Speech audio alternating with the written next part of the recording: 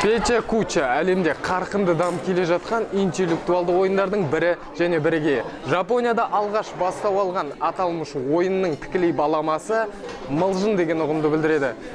Пече Куча ойыны енді өзіміздің Ахан атындағы Қара шаңырақта да ұйымдастырылуда. Баламасы мылжың болғанымен Пече Куча бұл жарқын идеяларға толы, өзекті көкейтесті мәселелердің басын қозғап, әлемдік проблемалардан шығу жолын қарастыратын ойын. Тарихы 2003 жылы Токиодан бастау алған Пече Куча бүгін үлкен танымалдылыққа ие болып отыр. Ойын ережесі әр спикерге 6-7 минут көлемінде сөз беріліп, спикер белгіленген уақыт аясында өзінің презентациясымен таныстырады.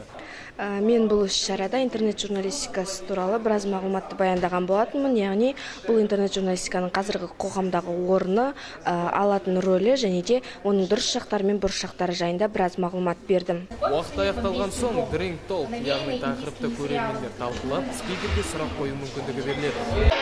Газетті оқу сауаттылығы азайып кетеді деп ойламайсың ба? Бұл шараның тағы бір ерекшелігі қатысушылар ыстық шай және де тіл үйрер тәтті тағамдарды жей отыра әңгімелесе алады. Этот самый ваш словарь. Ну да, ну Ожегов, ну мама моя дорогая, можете на кого ссылаться в серьезных вопросах. Кеш қонақтары болып журналистика және коммуникативті менеджмент кафедра меңгерушісі Жусупова Алмантай Мергенбаева және де мәскеулік қонағымыз Иосиф Михайлович қатысып төрелік етті. Это очень хороший формат. У него есть три достоинства. Первое, студент должен, во-первых, уложиться в некое время, предложить идею, защитить ее и прочее. Это первое.